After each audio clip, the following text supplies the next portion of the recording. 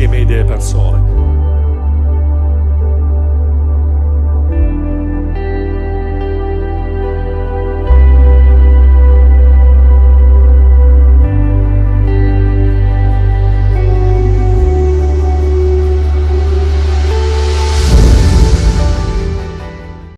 Benvenuti a una ulteriore puntata di Insieme Idee e Persone, uno speciale dedicato al maltempo, in particolare quello che è successo nella provincia di Belluno. Ho deciso di fare questa trasmissione, ho proposto agli amministratori locali, in questo senso ringrazio l'assessore Franco Roccon e Roberto Agirmo, perché ho notato, da persona abituata a cavalcare i media, una grande assenza dei media sul fenomeno maltempo che si è abbattuto qui sul bellunese. E allora mi ha fatto molto piacere aver avuto la vostra ospitalità oggi. Abbiamo fatto gran cassa di questo evento sui giornali, citiamo il Gazzettino e il Corriere delle Alpi, che hanno, seppure in mezzo alle notizie sicuramente più importanti dei disastri e delle continue emergenze e azioni che venivano fatte per risolvere i danni causati dal maltempo, ci hanno dato un piccolo trafiletto, ma abbiamo fatto anche gran cassa sui social, come dicevo, oltre 15.000 persone hanno visto il nostro post, oltre 100 condivisioni, 200 mi piace, che essendo una campagna durata 3 giorni è stato veramente un notevole successo. Quindi oggi racconteremo esattamente, più in dettaglio, che cosa è successo, come la non notizia addirittura che si era determinata per il fatto che comunque non c'era stata la notizia, è diventata la notizia stessa. Scusatemi il gioco di parole, in definitiva per una settimana, 4-5 giorni, Belluno e il maltempo e i danni causati non è stata ascoltata e saputa da nessuno. Addirittura è stata sicuramente più importante la notizia dello yacht di Berlusconi a Rapallo, che è stato affondato per la mareggiata, piuttosto che tutti i disastri che avete avuto qui nella provincia di Belluno. Questa cosa mi ha indispettito, ne abbiamo parlato con Franco Roccon, che è venuto alla mia trasmissione del venerdì, che teniamo ogni venerdì insieme alle persone su Canale Italia, l'ho visto veramente, contrariato, infastidito, dispiaciuto, e questa cosa ovviamente è stato per me motivo di fare questa trasmissione. Ecco, quindi subito vi voglio presentare i miei ospiti, ovviamente saluto il pubblico qui numeroso che ha accettato, fa piacere anche una bella giornata, quindi invece di andare a spasso avete deciso di venire qui e mi fa molto piacere. Invece vi presento i miei ospiti. Abbiamo Don Stefano Lachin, gestore di una comunità di recupero a Tambre. Buongiorno Don. Giorgio Sitta, proprietario del ristoro La Grava. Giampaolo Garaboni, imprenditore del settore elettrico. Daniele Libralon, portavoce dei residenti del Nevegal. Massimo Bortoluzzi, consigliere provinciale con delega alla difesa del suolo e della protezione civile. Biagio Giannone, assessore alle manutenzioni del Comune di Belluno. Franco Roccon, consigliere Comune di Belluno. Roberto Agirmo, Indipendenza Noi Veneto. Mattia Milani, rappresentante delle imprese iscritte a Confindustria, segretario della sezione edili. Ecco, vorrei anche dire che ci sono degli assenti, molti dei sindaci che sono stati interessati dal maltempo, io ho provveduto tramite il mio staff ad invitarli, però non si sono presentati, hanno addotto varie scuse lavorative, di impegni, un vero peccato, perché poi, non vorrei essere polemico, non sono polemico con nessuno, però poi ci lamentiamo che nessuno ci ascolta. Quando ci sono poi le occasioni per parlare di noi, invece poi purtroppo succede che altre persone hanno alcuni impegni. Invece io credo che se vogliamo avere una certa visibilità, se vogliamo denunciare e far vedere quello che succede, dobbiamo avere il coraggio di esporci, perché le cose non avvengono per caso. E allora, Franco Roccon, la prima domanda che mi viene in mente per lei è: non vi siete accorti subito come popolazione locale che nessuno parlava di voi sui giornali? Beh, accorti sì, naturalmente si erano un po' tutti impegnati a risolvere i problemi locali, che sono quelli ovviamente della manutenzione del territorio, di dare corrente alle famiglie, alle numerose abitazioni che hanno subito danni. Insomma, il bellunese era impegnato in altre cose piuttosto che guardare la televisione. Uno, perché erano circa 170.000 le utenze senza energia, e quindi l'ultima cosa che si andava a vedere era proprio l'energia. Ma al di là di tutto, insomma, il bellunese ha voluto e saputo tirare su le maniche e partire fin da subito, diciamo, con questa iniziativa. L'iniziativa che ha visto una solidarietà incredibile tra centri abitati, tra soggetti più o meno colpiti, tra la protezione civile, le imprese che hanno voluto mettere del proprio al di là delle garanzie dei pagamenti dei lavori che andavano a fare.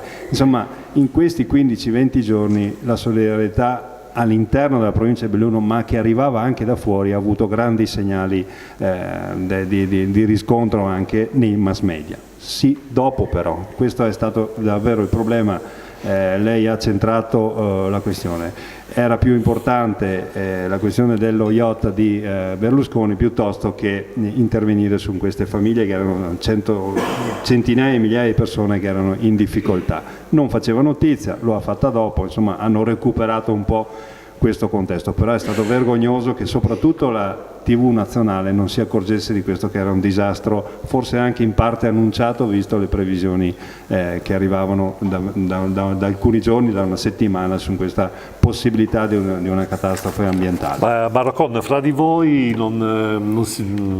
vi siete confrontati su questo aspetto o eravate talmente impegnati che poi alla fine non vi siete neanche resi conto di... Ma ripeto, non si sono resi conto, non ci siamo resi conto di questa, che è stata una mancanza fortissima. La non notizia adesso era che non avevamo notizie in ambito nazionale, quindi lo ripeto, qui siamo bravissimi a pagare tutte le nostre incombenze, paghiamo anche il canone di una TV pubblica che purtroppo è stata assente. Questa a far riflettere qualcuno, anche chi deve decidere le questioni. Bene, allora passiamo il microfono a Don Lachin. Don Lachin, allora lei gestisce una comunità e ovviamente ci vuole parlare brevemente di che cosa fa questa sì, comunità. Arrivo Don. E magari in particolare quando tornerete alla normalità, perché so che avete avuto notevoli disagi. Sì, il disagio più grande e l'unico disagio è stato quello della strada. Quest'ultima alluvione ha spazzato via la strada, mi è impossibile arrivare con qualsiasi mezzo a casa. I ragazzi presenti nella comunità è una comunità di recupero, quindi ragazzi che vengono dalla tossicodipendenza oppure dal carcere come pena alternativa al carcere, non molto grande, al massimo 8 ragazzi, ci è impedito di poter arrivare a casa e andare avanti e indietro. Come in tutte le case, le famiglie, c'è bisogno di uscire ed entrare dalla propria casa. È vero che la residenza è mia e quindi simboleggio una persona che vive in quella casa, però quanti giovani sono passati in questi anni per quella comunità, quanti giovani si sono rifatti una vita e quanti giovani adesso li ho dovuti indirizzare ad altre comunità perché impossibilitati di vivere in questo modo qui.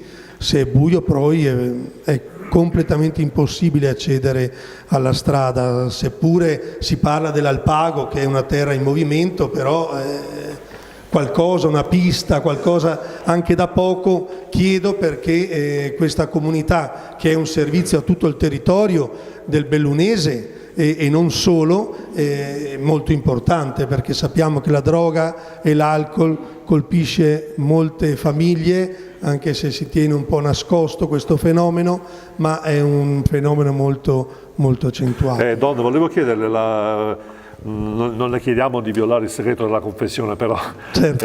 Per assurdo, però ecco, magari raccogliendo le confidenze della gente che è vicino a lei, che cosa hanno provato, diciamo, in questo frangente, doversi gestire da soli, sentire un po' l'assenza dello Stato, diciamo, dei massi media. Ecco, che tipo di sensazioni ha raccolto lei, che so che è una persona che è sempre sulla strada, che è sempre in prima linea? Certo, molta delusione, perché ti aspetti una mano, ti aspetti un aiuto dalle istituzioni e più volte invece mi sembra sono stato ostacolato anche in questo servizio, forse perché questo servizio fa anche paura.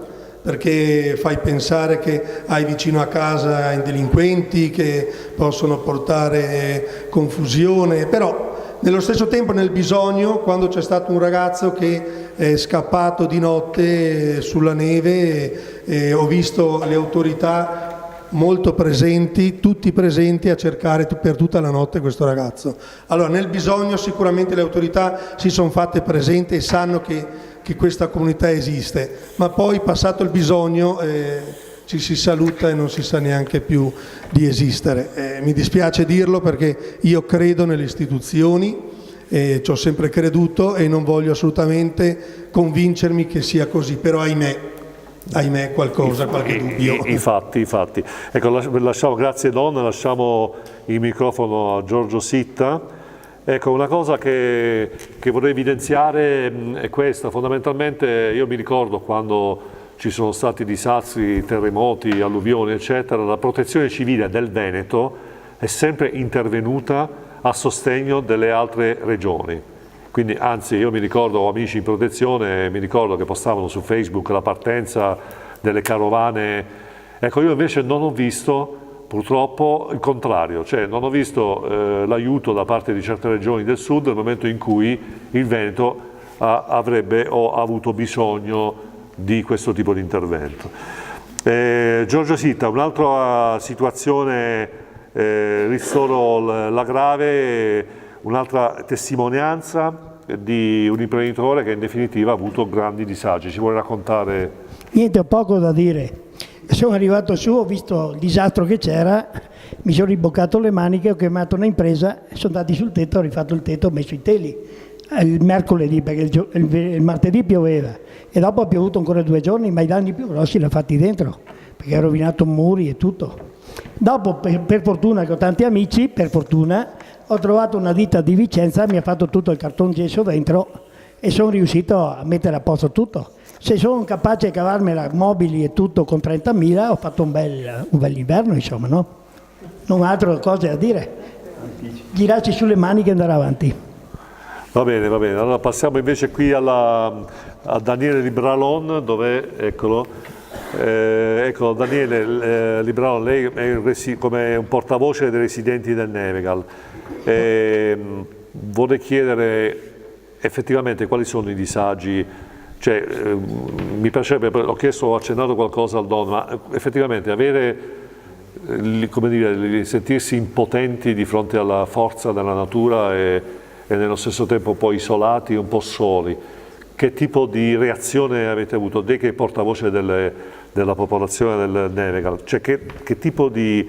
avete fatto gioco di squadra, vi siete rincuorati fra di voi? Io vorrei che queste sensazioni avessimo il coraggio di esplicitare perché devono essere trasmesse anche attraverso i media. Beh, diciamo che innanzitutto rispetto ad altre parti della provincia grossi problemi noi non abbiamo avuto. Diciamo che siamo rimasti 10 giorni senza luce, anzi siamo ancora con i generatori che è in via di sistemazione ma siamo ancora senza. Abbiamo fatto molto gioco di squadra.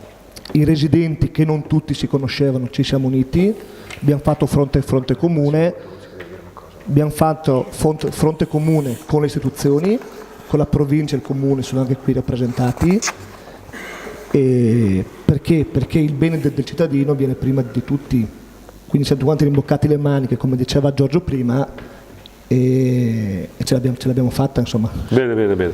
Allora, grazie Daniele. Adesso abbiamo parlato un po' di quelle che sono le esperienze della prima linea, adesso il microfono lo diamo a Massimo Bortoluzzi, che è il consigliere provinciale con delega dalla difesa del suolo e della protezione civile.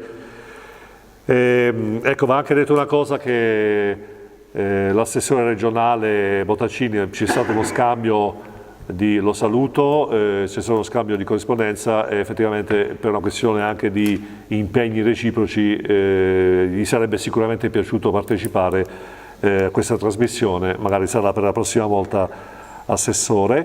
Ecco, Bortoluzzi, ci vuole un po' dire, ecco, abbiamo visto un po' quello che è successo un po' con una certa anche sofferenza, pathos,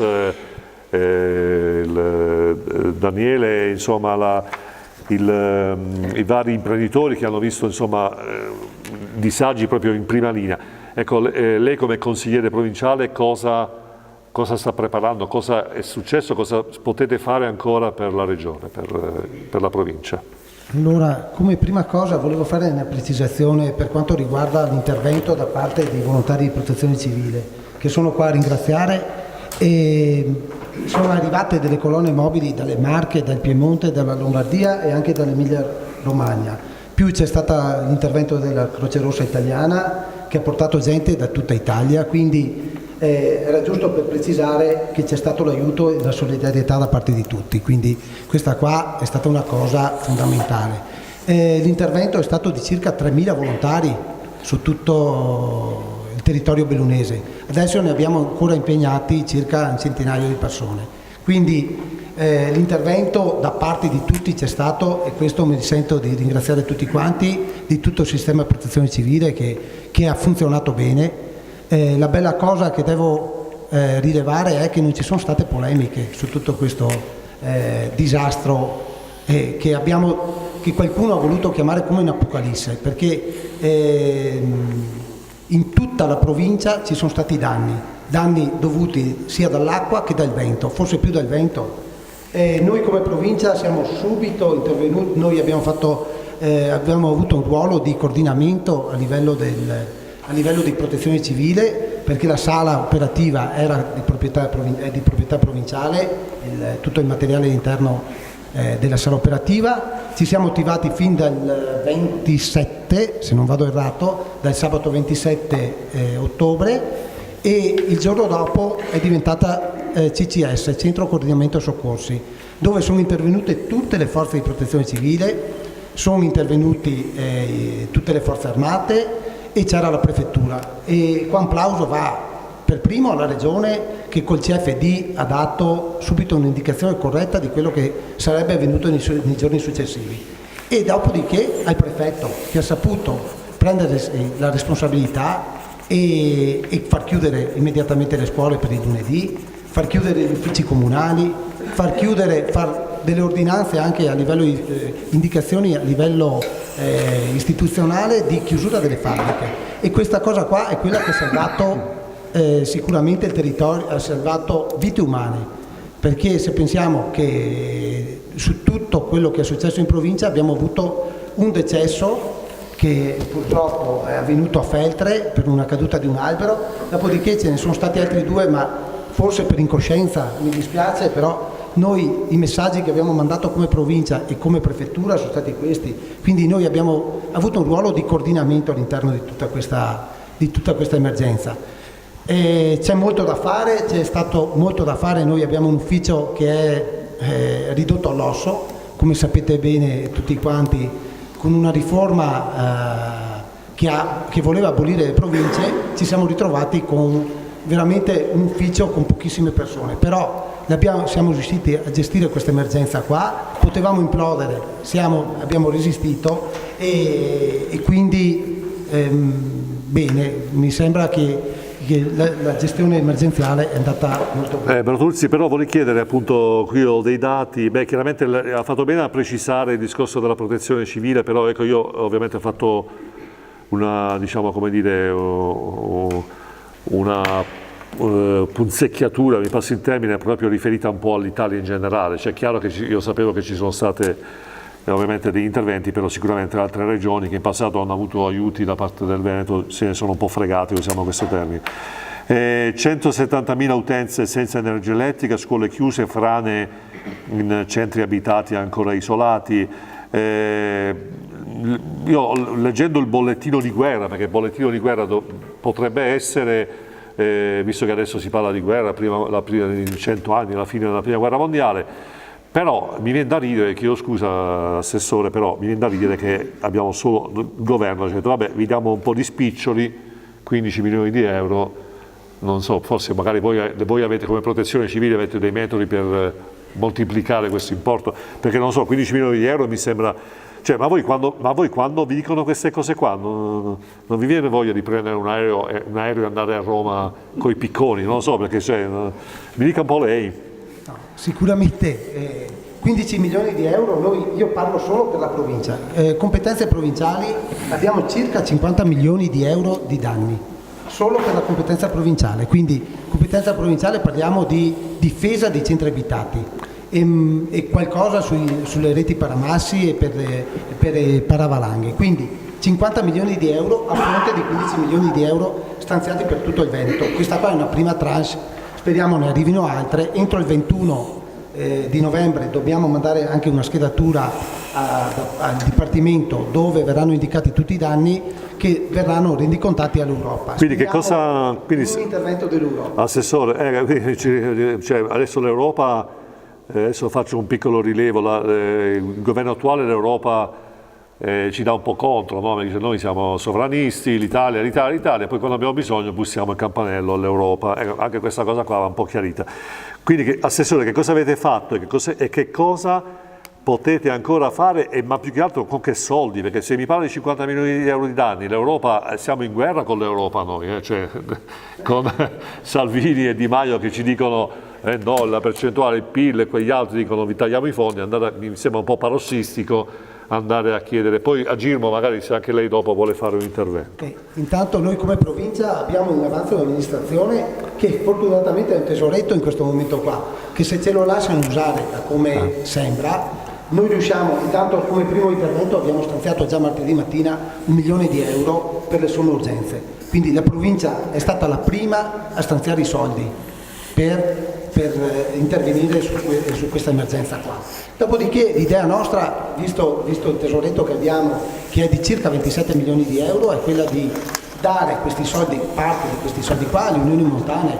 Questa qua è una proposta che abbiamo fatto anche ieri ai sindaci durante l'intervento con l'ANCI e questo qua potrebbe essere un toccasana per le amministrazioni, perché il problema è che mi sono posto è quello di dire quando arriveranno i soldi, perché sicuramente siamo in una gestione emergenziale e la contabilità è straordinaria, però il problema è le imprese che stanno lavorando sul territorio devono essere pagate e quindi qua bisognerà chiedere intervento agli istituti di credito. Ma anche, Assessore, anche risarciti gli imprenditori che magari hanno avuto, come diceva appunto il SITA, il tetto rovinato, cioè anche loro penso che dovranno essere aiutati. Sì, questo qua già sulla prima ordinanza del Dipartimento c'è un provvedimento dove si stanziano dei soldi per gli imprenditori e per i privati. Chiaramente adesso bisogna raccogliere tutti i dati e dopodiché da qua in avanti si cercherà di ristorare anche le persone che hanno subito i danni. Bene, Assessore... Come diceva, volevo fare un intervento per quanto riguarda Enel, perché il danno maggiore è sorto proprio dalla mancanza di comunicazioni e di energia elettrica, quindi bisogna pensare a un intervento di interramento dove si può e Enel non può più far finta di niente e questo qua l'abbiamo detto a chiare lettere sul giornale, sia Enel che Terna devono cominciare a interrare. Hanno speso 30 milioni di euro dal 2014 al 2018, però hanno messo in crisi la provincia di Belluno e avevano promesso che non sarebbe più successo, invece siamo qua ancora a raccontare dei generatori, del carburante rubato ai generatori, del generatore che non funziona, del generatore manomesso e questo qua è inaccettabile per una provincia come quella di Belluno. Benissimo, grazie. Allora, grazie adesso Bortoluzzi, ci fermiamo un secondo, andiamo con lo stacchetto pubblicitario, grazie ai nostri sponsor che hanno contribuito anche alla realizzazione di questa puntata.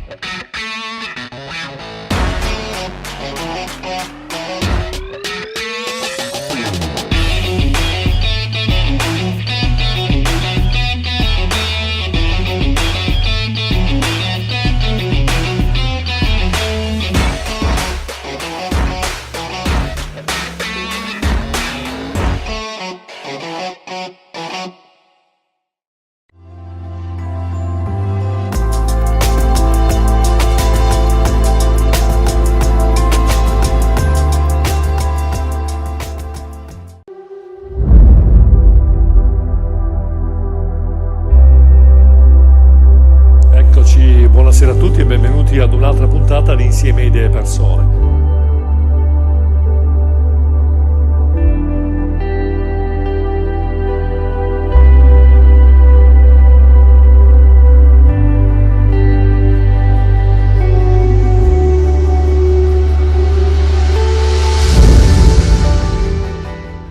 Bene, ecco, prima, grazie, ecco, siamo tornati qui, ecco, lo ricordiamo che Insieme Idee e Persone è lo speciale Maltempo dedicato a Belluno, in particolare siamo sul piazzale Nevega alla Belluno, centro Le Torri.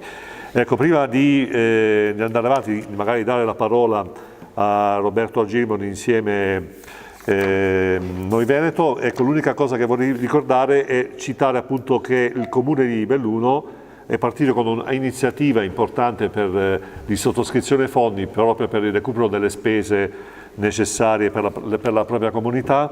Aiutaci a ripartire è lo slogan del Comune di Belluno. Ovviamente vi invito ad andare nel sito del Comune di Belluno, non mi chiedete l'IBAN a memoria perché non lo posso imparare, però sicuramente è indispensabile aiutarci fra di noi, perché è inutile pensare che lo Stato, o addirittura si era detto prima della pubblicità, l'Europa possa completamente, immediatamente risolvere la questione. Ecco, in questo senso a Girmo le chiedo un intervento. Poi ecco, questo fatto che comunque lo Stato vorrebbe fare, ci sono fondi che possono essere sbloccati, la necessità come al solito della popolazione che deve raccogliere i propri fondi per poter fare le cose, l'imprenditore che è costretto ad anticiparci le spese, come ha detto Sitta, ho chiamato l'impresa, 30.000 euro, ho dovuto rifare il tetto, e questo Stato farraginoso, questa burocrazia, ma insomma penso che non se ne possa più. No, non se ne può assolutamente più. Allora, premesso che la mia opinione è viziata dal fatto che sono un indipendentista, quindi vedo il must del Veneto come prioritario. L'intervento lo faccio ben volentieri sul discorso soldi, per il semplice motivo che ci troviamo di fronte ad una situazione che ormai è cronica. La Regione si è vista costretta a chiedere, permettetemi la carità, all'Italia per vedere ristorati una serie di fondi per quanto riguarda i problemi che abbiamo avuto a livello non soltanto del bellunese ma in tutto il Veneto. Ad oggi sono stati stanziati, se non vado errato, 15 milioni da parte dello Stato, che sono un'inezia. Prima l'assessore stava dicendo che soltanto per il bellunese si parla di 50 milioni. È possibile che ce ne siano, sì, provinciali, scusa. È possibile che ce ne siano anche degli altri, però ricordiamoci una cosa. Ora, senza parlare di indipendenza, che è chiaramente un qualcosa che è lontana al divenire, parliamo di autonomia. Un anno fa, poco più di un anno fa, i veneti hanno votato con una percentuale del 98% il sì all'autonomia. Oggi di questa non se ne vede niente.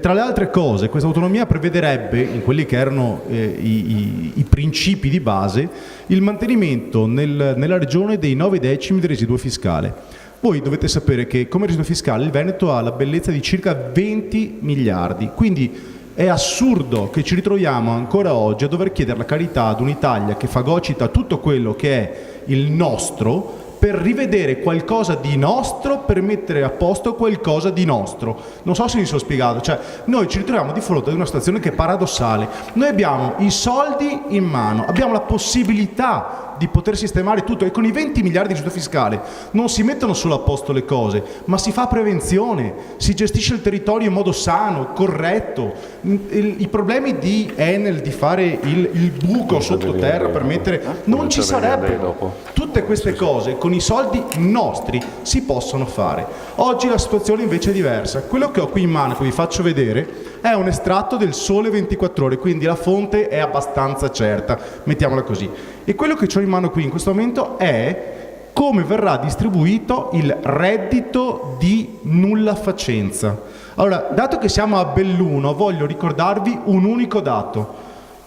Ci sono 110 province in Italia. La provincia di Belluno su 110 province sarà quella che beneficerà del reddito di cittadinanza, anzi di nullafacenza, per terzultima, perché solo il 3,3% degli abitanti della provincia di Belluno avrà eventualmente diritto a poter avere dei fondi a questo reddito. Se guardiamo a livello di percentuali, vi dico la prima provincia e in termini percentuali quanto avrà. Il 27,9% degli abitanti della provincia di Crotone potrà avere il reddito di cittadinanza. Qui, dove ci sono questi danni, ci sarà il 3,3, cioè 2.600 persone. Allora voi ditemi se è corretto, se è giusto distribuire a pioggia un assistenzialismo di questo tipo quando in questa regione noi potremo tranquillamente, senza chiedere niente a nessuno, far fronte a qualsiasi problema e prevenire qualsiasi problema. Se questa è l'Italia e volete continuare a sostenere questo tipo di principio, sapete cosa dovete fare, continuate a votare quelli che volete votare sostanzialmente. Però c'è un quid che bisogna rilevare e qui faccio un po' di ironia. Il problema è dei veneti, il problema è nostro, il problema è solo esclusivamente nostro. Abbiamo dei pregi che sono incredibili, noi baretta fraccata, scarpe grosse, so a lavorare. Qui dentro l'altro giorno è venuto, non so se era qui o dove era, Di Maio, ed si è stupito perché i veneti c'erano tutti al lavoro. Ma siamo matti?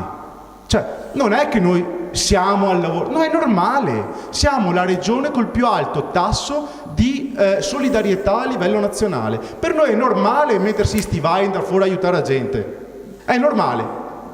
Ora, ribadisco, la colpa è nostra. Dobbiamo decidere di alzare la testa e non essere sempre asserviti al potere. Dobbiamo alzarci e incazzarci.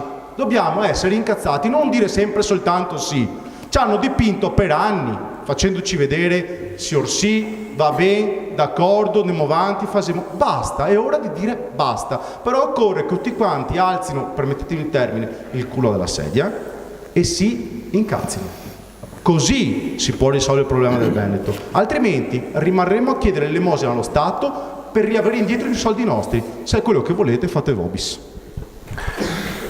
Ecco, mi rilaccio, passiamo il microfono all'assessore Giannone. Prima che Giannone parli, posso esprimere la mia opinione su quello che ha detto Agirmo.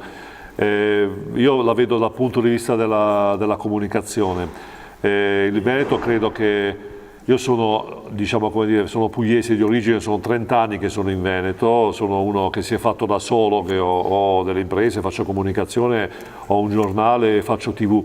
Dovete e dobbiamo, uso anche il termine dobbiamo apposta, risvegliare un po' questa consapevolezza. Autonomia non vuol dire isolarsi, perché molti credono, vabbè, ma tanto ci isoliamo, noi siamo forti, bastiamo a noi stessi. Noi invece è tutto il contrario, bisogna dialogare con gli altri, bisogna imparare a dialogare, ma far sì che gli altri rispettino di più quelle che sono le prerogative, le competenze, gli skills si dice adesso, no? Cioè le forze che ha il territorio, la cultura, le proprietà gastronomiche, anche la cultura storica, anche quella che viene studiata a scuola. Questa deve essere la forza, altrimenti le conseguenze sono quelle che si sono viste, 4 giorni di buio dei media, perché non fa notizia il bellunese che tanto si sa che si rimocca le maniche, in 448 mette apposta, fa più notizia, come abbiamo detto, lo yacht di Silvio Berlusconi che KO in una mareggiata. Quindi questo deve essere il motivo per cui abbiamo fatto questa trasmissione oggi, è proprio questo, dare un monito alla popolazione, cioè risvegliare le coscienze, che non vuol dire fare una rivoluzione, per carità, assolutamente, ma vuol dire invece far valere maggiormente le nostre prerogative, di un Veneto che lavora, di un Veneto che si impegna, di un Veneto che deve far vedere al resto d'Italia che l'autonomia non è isolarsi, ma invece fare vedere che siamo veramente forti rispetto anche ad altre regioni che vivono, purtroppo va detto, le statistiche parlano chiare, vivono dei soldi nostri, anche miei che faccio l'imprenditore, anche di tutti quanti quelli che sono qui in questa sala. E quindi certe volte conviene anche battere un po' i pugni. Se invece ci isoliamo e rimaniamo al di là, è chiaro che possiamo correre il rischio di fare la fine che abbiamo fatto, nessuno ci guarda in faccia. Biagio Giannone, assessore alla manutenzione del Comune di Belluno. Ci vuole un po' dire, il Comune in particolare ha subito ingenti danni, le squadre di protezione civile si sono mosse fin da subito. Com'è il quadro della situazione attualmente?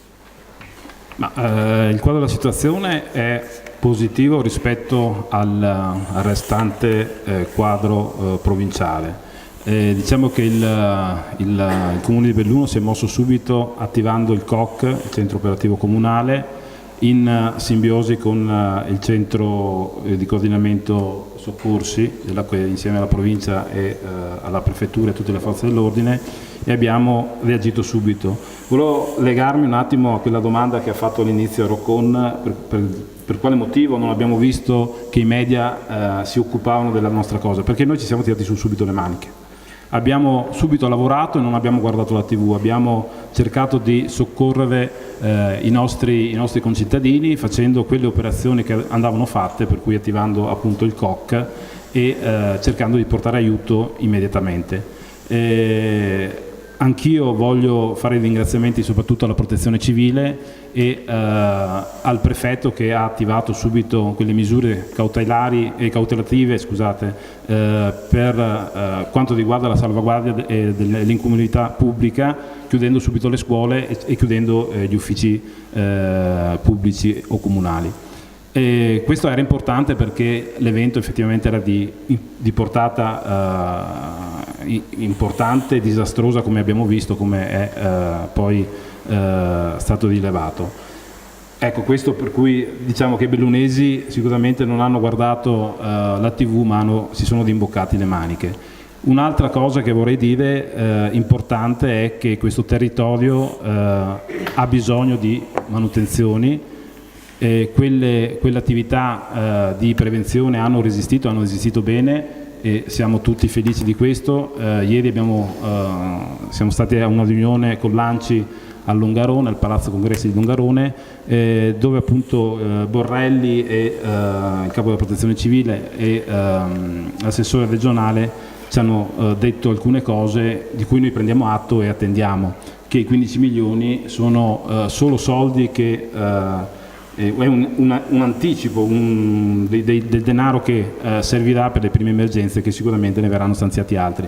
Noi ovviamente siamo fiduciosi, stiamo in questo momento rendicontando tutti i danni per quanto riguarda la città di Belluno, stiamo archiviandoli per poi presentarli sicuramente all'ente preposto, vediamo se sarà la regione, ma presumo di sì, perché il commissario regionale, se non ho capito male, dovrebbe essere Zaia, di questa emergenza, per cui noi siamo attenti su tutto quello che è la rendicontazione dei danni subiti sul territorio. Abbiamo fatto anche altro in queste 2 settimane, tranne domenica scorsa che c'era il santo patrono di Belluno, abbiamo attivato i volontari perché, come dicevo prima, i bellunesi si rimboccano le maniche e questo è un dato di fatto, l'abbiamo capito. Abbiamo attivato i volontari la prima domenica con una pulizia di quelle strade bianche che potevano creare danni in previsione di altro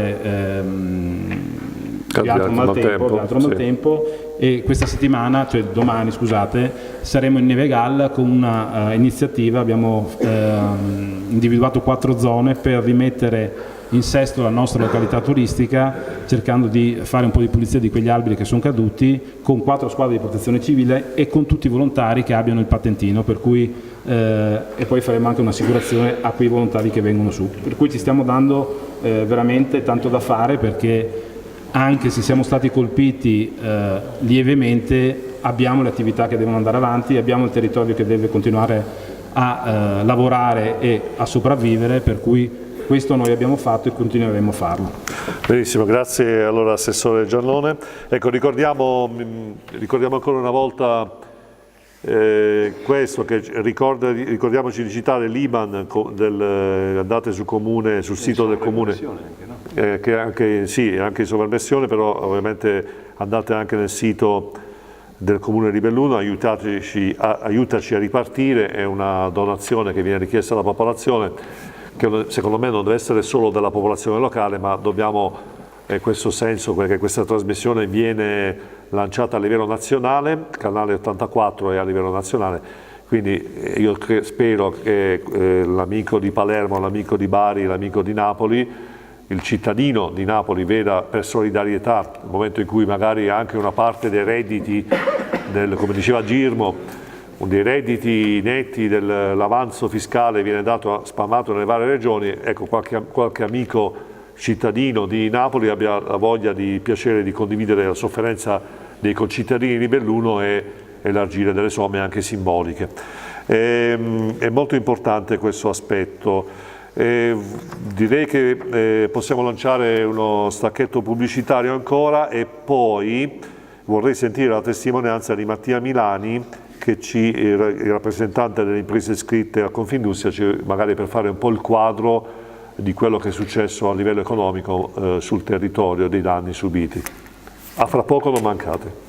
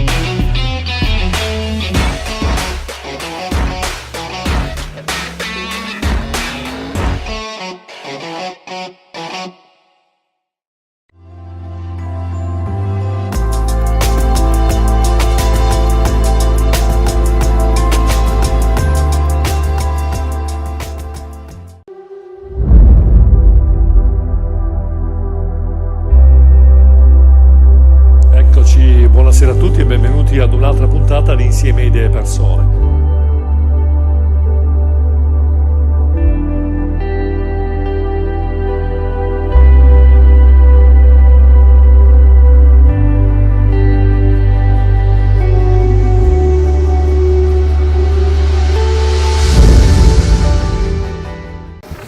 Eccoci di nuovo in linea. Ecco, allora, come promesso prima, sentiamo la testimonianza di Mattia Milani. Come rappresentante delle imprese iscritte a Confindustria Milani, ci vuole fare un po' il punto della situazione, perché in definitiva noi, io sono in provincia di Venezia, ma veramente le notizie anche da noi sono arrivate filtrate. Cioè, io ho saputo dai miei dipendenti che per esempio Luxottica è rimasta chiusa qualche giorno. Ci vuole un po' raccontare, fare il bollettino, perché penso che sia giusta, neanche queste informazioni sono arrivate in maniera corretta. Cioè, praticamente tutto quello che è successo qui nel Bellunese non è filtrato in nessun modo. E poi ve lo sapete, i mass media mangiano le notizie, quindi quello che succede oggi, domani è già storia, è già dimenticato. Quindi però dobbiamo avere il coraggio, e poi dopo sentiremo anche Giampaolo Garamoni, di evidenziare queste problematiche. Ecco, quindi l'occasione unica, Milani, proprio di dire esattamente per filo e per segno, non importa, ci dia numeri, ci dia quantità di informazioni. Io vorrei sapere da lei che cosa è successo nella provincia in quei giorni del maltempo. Sì, allora grazie a tutti quanti. Il tema è importante ed è stato gestito in prima persona da molte imprese, sia come danni sia come anche soccorritori, perché ricordiamo che oltre alla protezione civile, al lavoro dei vigili, dei pompieri, di tutte le forze dell'ordine sono intervenute in prima battuta con un lavoro grandissimo a cui va ogni riconoscimento.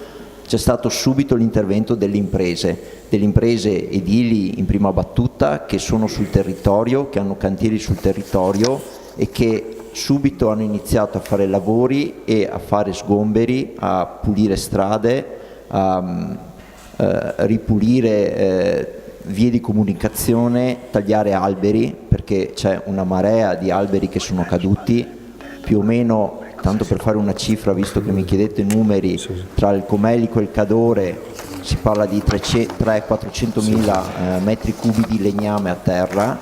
Sono più o meno 4 volte tutto il legname che viene tagliato durante il corso dell'anno. Quindi abbiamo accumulato 4 anni di lavoro in teoria. Questo in teoria perché abbattere un albero che è in piedi è un conto, raccogliere alberi che sono a terra, tutti incastrati, con vie di comunicazione che non sono più raggiungibili, è tutto un altro discorso.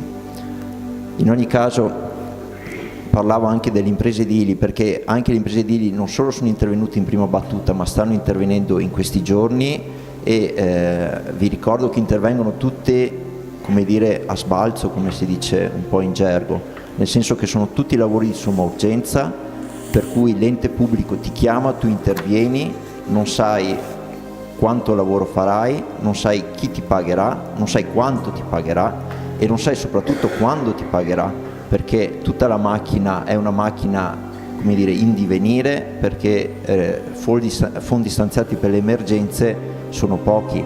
Adesso a me fa piacere sentire quello che diceva il consigliere, l'assessore provinciale, di queste risorse dei 27 milioni di tesoretto. Anch'io spero che possano essere utilizzati per sommergenze, perché i lavori vanno ben oltre i 27 milioni. Ci sono le foreste, ci sono le strade, ma ci sono gli alvei dei fiumi. C'è una quantità di materiale che è sceso dalla montagna a valle che è pazzesco. Alcuni fiumi, ma anche il Piave, per citarne uno, ma tanti altri, hanno innalzato il letto del fiume, per cui è anche una situazione molto pericolosa. Un domani che arrivasse un nubifragio, la metà di quello che è successo nei primi giorni di novembre potrebbe fare il doppio dei danni. Quindi è necessario, e su questo le istituzioni stanno lavorando. Il Genio Civile di Belluno gli va dato atto che sta facendo un magnifico lavoro, stanno intervenendo e stanno programmando, ma sempre più bisogna programmare e intervenire, perché per molti anni non è stata fatta manutenzione sugli alvei dei fiumi, i materiali sono rimasti lì, materiali che, giusto per ricordarlo, sono materiali che le imprese che portano via lo pagano, e lo pagano prima di portarselo via.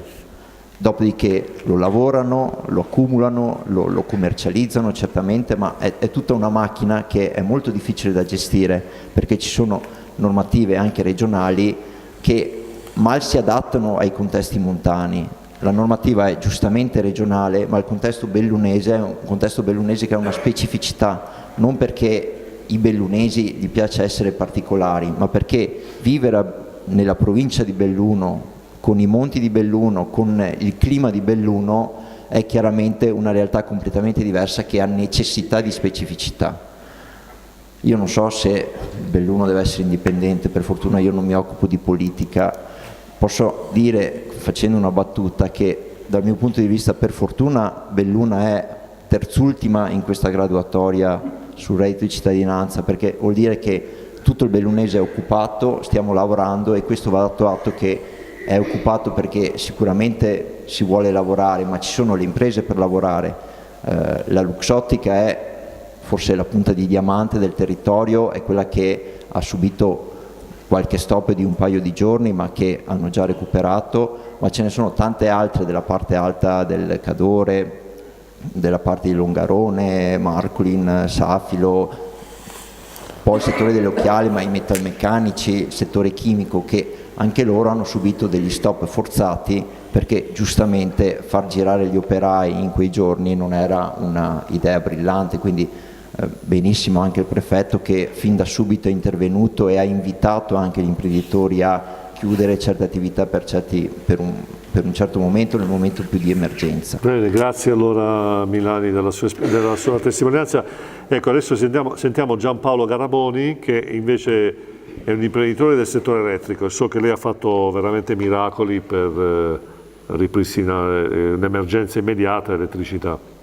Sì, allora diciamo intanto con sommo orgoglio che più o meno 2 ore fa abbiamo riconsegnato tensione alle 2 stazioni qui della seggiovia delle Vegal, quindi diciamo che fatte le classiche verifiche di concordanza possono già iniziare a fare le prove sulle funi, e quindi è tutto quello che serve alla società per rimettere in servizio gli impianti del nostro colle. Diciamo che la nostra azienda si è risvegliata il 30 martedì con una situazione veramente devastante. Siamo stati chiamati subito dai distribuzione al quartier generale, dove c'era già una task force pronta a distribuire il lavoro. E effettivamente la situazione era talmente grave che bisognava decidere da dove partire. Noi siamo stati subito assegnati alla zona del Nevegal, quindi diciamo alle zone che meglio conosciamo, e da qui abbiamo iniziato un'opera di ripristino. Voi considerate che tutti i danni prevalentemente chiaramente sono stati riscontrati sulla parte aerea. Giustamente diceva l'assessore, un elettrodotto interrato chiaramente non ha questi problemi, queste problematiche durante eventi cataclismatici come quelli che sono accaduti.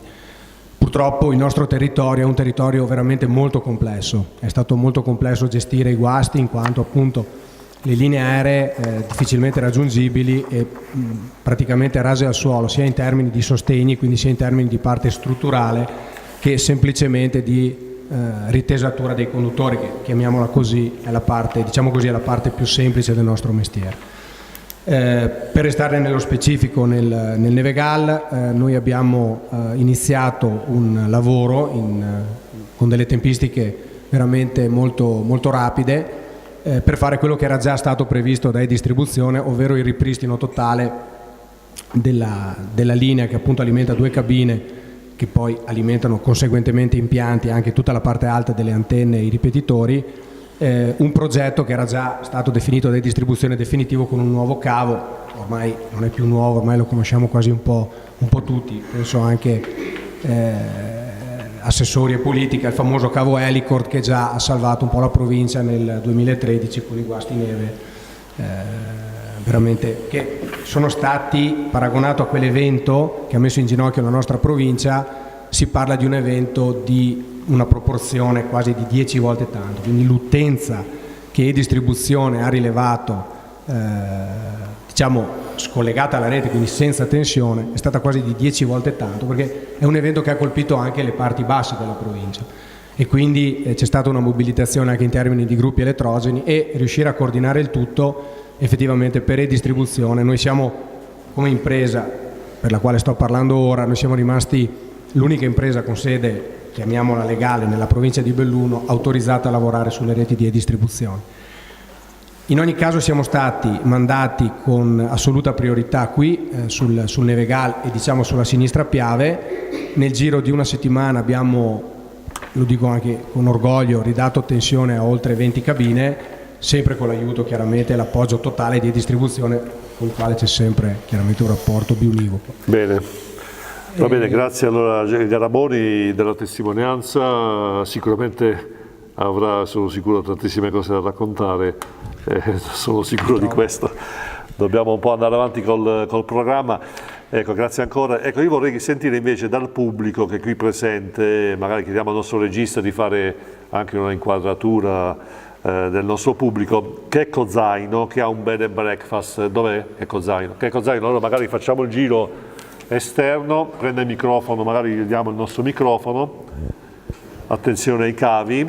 Ecco, chiediamo a Checco Zaino, che è velocissimo nel raggiungere la postazione, ecco, che ci vuole raccontare la sua testimonianza e se ha piacere di fare qualche domanda ai nostri ospiti qui con noi. Sì, allora, la situazione, come è stato detto, è stata molto intensa. 2 giorni un po' pericolosi per muoverci, però al telefono praticamente 24 ore su 24. Una bella domanda alle istituzioni. Secondo me, e penso secondo tutti gli altri che mi conoscono, c'è ancora poca prevenzione. Cosa intendo? Tutte le strade, tutti i nostri luoghi qui attorno, strade bianche o strade di collegamento, secondo me hanno bisogno di un occhio di riguardo in più. Perché adesso andiamo verso l'inverno e secondo me quello che non è accaduto con il brutto tempo, se abbiamo la fortuna, dico fortuna, che arriva la neve, ho paura che siamo ancora nella stessa situazione. Quindi per il futuro una cortesia da parte delle istituzioni, cercare di avere un occhio di riguardo per le zone di montagna, per le strade un po' meno frequentate, ok? E un po' di cura, insomma, del territorio, per non andare incontro ancora a questi fenomeni. Bene, grazie. Allora, Checco Zaino, facciamo venire Alessandro Molin, che è il direttore di Scuola Risci, risponde l'assessore Biagio Giannone alla domanda di Checco Zaino. Ringrazio Checco per la domanda ed effettivamente è una questione che io subito, da quando mi è stato dato questo referato, ho tenuto conto. Sta di fatto che in una località che è comprensorio del Nevegal, come intendo sempre dire io, che è Tassei, Ronce, Pian del Monte, abbiamo investito quasi 150.000 euro solo quest'anno per aggiustare per sistemare la strada di collegamento. Vi voglio ricordare che la strada che da Limana, diciamo, viene verso il Nevegal è frequentatissima da molti biker, molti ciclisti che vengono appunto in Nevegal a farci un giro e a vedere la località. Questo è un tema che io sto ponendo con forza alla Giunta con delle risorse specifiche, perché sapete benissimo, se non ci sono risorse non possiamo neanche fare interventi. La coperta è talvolta corta, però stiamo cercando di fare di tutto. Io ho coinvolto anche la popolazione locale e abbiamo fatto dei lavori che hanno portato i propri frutti, perché appunto questa località Ronce, Tassei, Pian del Monte, insomma, si sentivano in qualche modo isolati, e lo erano di fatto perché ci sono parecchi lavori, e soprattutto ci sono quegli abitanti che lì abitano e che se vanno via da quel territorio viene meno la cura, per cui noi dobbiamo puntare appunto a Ma l'assessore Zaino ha detto l'inverno ci fa paura, ci deve far paura, oppure le istituzioni hanno già una strategia per far arrivare subito primavera, insomma, come si dice? Le istituzioni, il problema delle strade che molti lotti sono privati, per cui noi sui lotti privati non possiamo andare a interagire. Sicuramente stiamo facendo delle azioni precise perché i privati possano tagliare queste piante che sono limitrofe alla strada, e sicuramente bisogna pendere sull'obbligare il proprietario a aver cura. Questo evento ci insegna e ci ha insegnato che il proprietario dovrà aver cura, in qualche modo faremo. Benissimo. Allora, Alessandro Molin, grazie, è rimasto qualche minuto in piedi, ma lei è direttore della scuola di sci, quindi ha un fisico d'acciaio per forza, quindi qualche minuto in piedi ci poteva stare. Ha piacere di fare una domanda ai nostri ospiti? Sì, diciamo che già il Nevegal purtroppo veniva da un'estate molto travagliato, perché come avrete ben letto abbiamo avuto delle grosse difficoltà economiche per l'apertura della stagione invernale. Era appena stata risolta con l'aiuto della provincia, della regione e del comune diciamo il futuro per l'inverno 18-19, quindi questo non ci voleva. Io vorrei solo essere positivo, diciamo, ecco. Io come scuola devo dire che noi i danni che abbiamo avuto sono veramente pochi, per fortuna abbiamo avuto un po' di danni attorno alla nostra staccionata, al campetto scuola, ma abbiamo, come tutti i bellunesi, ci siamo rimboccati le mani e abbiamo sistemato velocemente. Mi fa piacere quello che ha detto Giampaolo Garaboni, che la parte elettrica, che era la parte più pericolosa per il futuro, perché comunque siamo alla ridosso della stagione, e quindi io dico che come scuola siamo pronti, le prospettive sono anche buone. Credo che in questa situazione il Nevegal potrebbe uscirne vincente, perché per fortuna la viabilità che arriva al Nevegal diciamo, ha subito dei danni relativi e comunque risolvibili, ecco. Dai sopralluoghi fatti sembra che comunque la situazione sia comunque ripristinabile in tempi molto veloci, e quindi questa è cosa positiva. Per quanto mi riguarda devo dire che noi siamo pronti, la promozione è stata fatta, le risposte ci sono, anche in questi giorni io devo dire ho delle richieste che vanno oltre quello che poteva essere anche la più rosea aspettativa per quanto riguarda le scuole, perché il Nevegal funge un attimino da tramite per quanto riguarda tutte le scuole che si avvicinano allo sci, e quindi tutto il mondo dello sci che va da Venezia, Treviso fino alle Dolomiti. Noi siamo esattamente a metà, e questo è un grosso vantaggio e lo dobbiamo e lo stiamo sfruttando secondo me bene. Insomma, benissimo, grazie Alessandro. Allora vorrei rispondere sicuramente il tema vero, Roccon, del turismo, anche perché poi secondo me ci sono certe magari regioni limitrofe che sono pronte a prendersi la torta. Indubbiamente qui il Nevegal ha questa bellissima terrazza sulla pianura che è appoggiata sulle Dolomiti, è una cosa che non c'è nell'arco alpino, quindi questo è indubbiamente una cosa che va sfruttata. Diciamo che l'utenza turistica per questo posto qui è assolutamente un potenziale enorme da raccogliere. Questa è una televisione che va in ambito nazionale, e l'appello che faccio è che su questo territorio venite a sciare, perché è un posto magnifico, è uno spot, ma è davvero così, è un posto magnifico in cui la gente, gli operatori del luogo hanno necessità di vedere gente da fuori. Questo aiuterà sicuramente ad avere dei rapporti, la solidarietà che è avvenuta in questo ultimo frangente qui purtroppo per questi eventi dovrebbe aiutare anche ad investire meglio e il Nevegal può ripartire da questo contesto ed è quello che ci si aspettano gli operatori per l'inverno che si appresta, ma pensare anche per gli amministratori, in quale faccio parte, di progettare qualcosa di diverso, no? Di guardare oltre i confini della nostra provincia, di guardare a un Trevigiano, a questo bacino di utenza di 3 milioni di utenze che da un'ora di corriera possono arrivare su questo luogo.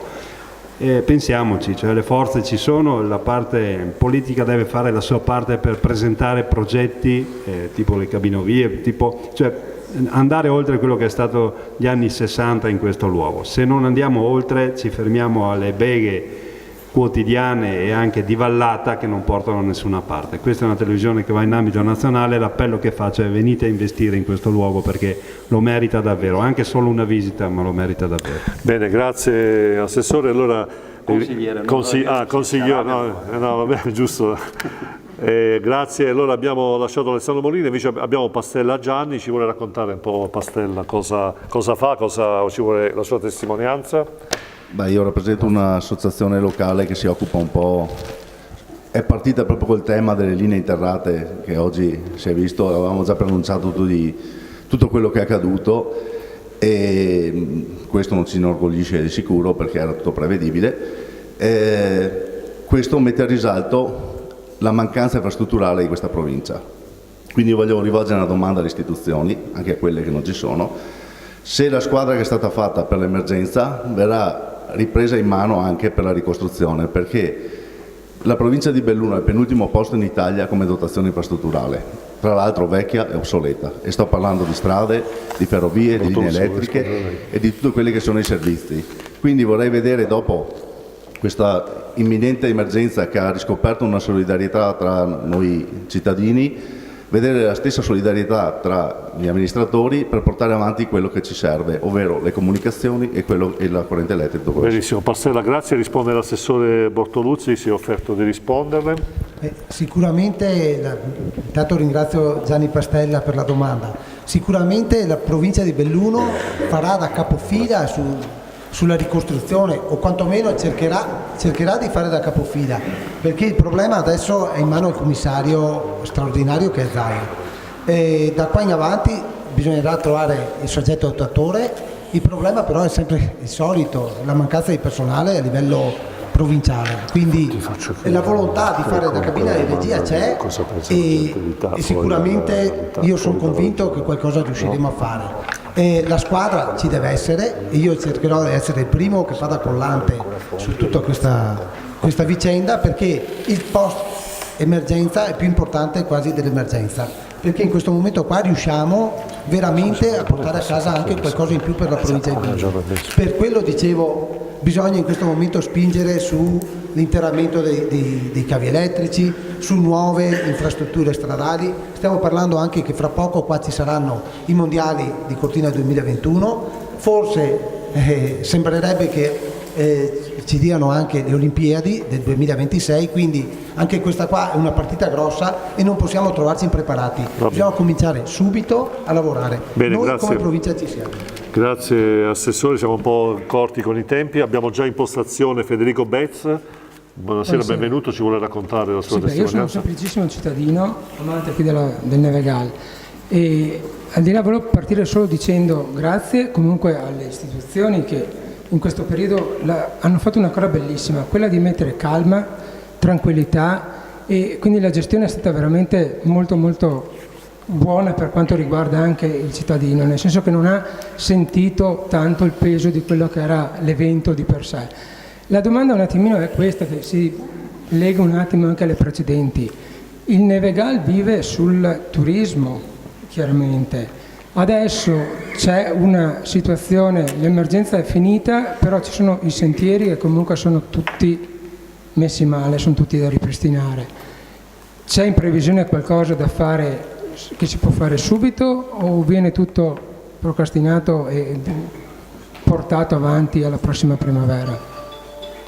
Va bene, questa domanda penso che abbiamo già abbastanza un po' risposto indirettamente un po' tutti quanti. Grazie allora Bez della testimonianza, siamo quasi al limite dello spazio disponibile.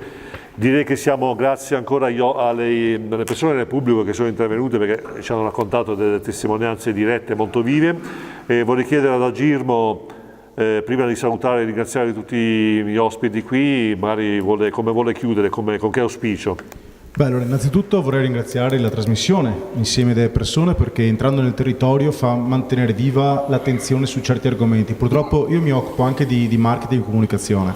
Quando la televisione smette di parlare di certi argomenti tutto cade e non si ricorda più niente. In realtà, come si diceva prima, c'è bisogno di soldi, c'è bisogno di veramente tanti soldi per gestire questa emergenza. Dobbiamo tirarci sulle maniche, ma dobbiamo anche cercare di avere la solidarietà che comunque in ogni caso arriva.